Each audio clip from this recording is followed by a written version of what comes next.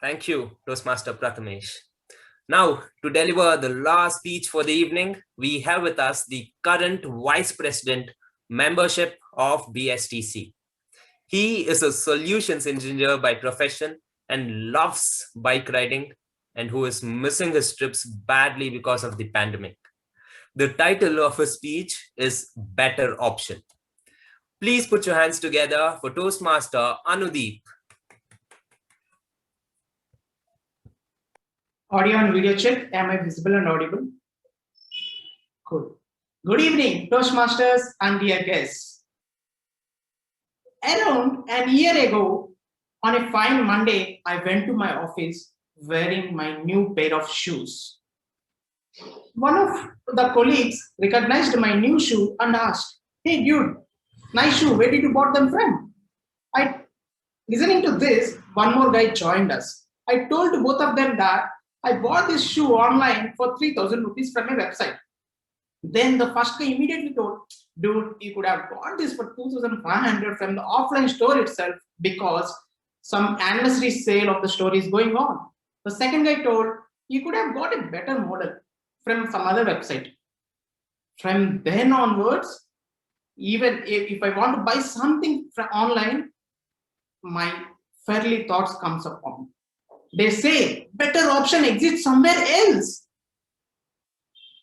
From then, even if I want to buy plain black t-shirt just to wear indoors, I'm going through thousands of options, reading hundreds of reviews. Isn't that astounding amount of information for my brain to process? Then I started researching on these thoughts of better option.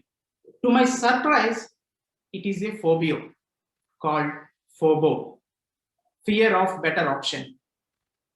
In 2003, Mr. Patrick McGinnis have coined this word FOBO. He was a former Harvard Business School student. You might ask me, why is it so bad? Isn't it a privilege to have so many options to choose from? The problem is FOBO induces such an analysis paralysis which will negatively impact both your professional and personal life. If you can't make a decision with conviction, you are losing both energy and time. After all, life is a series of decisions and choices we make. You guys agree? So when there are so many decisions involved and choices we are making day-to-day life, is there a way to get out of this FOBO? Yes, there is a way. According to Mr. Patrick McGinnis, all the decisions we make in our lives comes under three categories. First category, decisions with no stakes. Second category, decisions with low stakes. Third one, the decisions with high stakes. Let's go through one by one. First one, decisions with no stakes. These are the decisions which doesn't have any consequences. You might forget these decisions within a few hours. Example, what to watch on Netflix with so many options nowadays. In that cases, you can outsource such decisions to universe. Like you can flip a coin and decide what to watch. You can list down the list from your watch list in cheats, pick one cheat and watch the cheat. This is how you outsource the no stakes decisions to universe. Second, the low stakes. Low stakes decisions have some consequences associated with them, but none of the consequences are earth shattering. Since even these decisions you can outsource, but since consequences are involved, you have to outsource it to a person with a critical thinking. Examples for these decisions are purchasing a mobile phone, choosing a weekend gateway.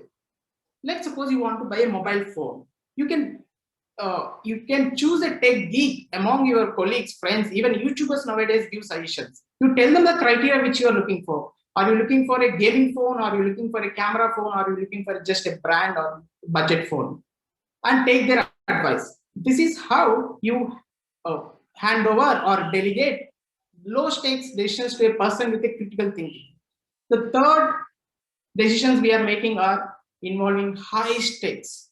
Since high stakes are involved, we wanted to get these decisions absolutely right. Few examples for these high-stake decisions are buying a new home, choosing a job.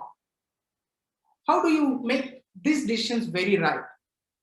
Let's take an example of buying home and let's decide how to make it very right. For making these kind of decisions very right, first you have to frame guidelines. As a first guideline, make a list of criteria list or priority list.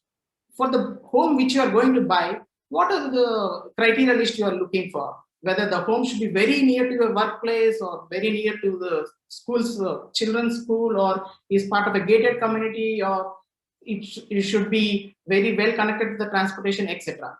Make down a list as part of the first guideline. Second guideline, do as much as research so that you are making an informed decision. Example, hire a lawyer, get to know the legal issues involved with the property. Commute yourself to the particular location so that you will understand the transportation feasibility to the location. And the third and important guideline is rest assured there will be some downside with each of the options. These are the guidelines you have to set. Now, since the guidelines are set, bring your options to the table. Let's suppose you have three options. Option A, home in Kormangala. Option B, home in Malleshwaram. Option C, home in Whitefield. Now bring A and B to the table. Now evaluate option A and B against the guidelines you have set. Is option A setting all the criteria list you are prepared, like whether it is near to your workplace, children's school, etc. Evaluate and eliminate one option. Bring the leftover option to the table and keep the evaluating until you are left over with only one choice.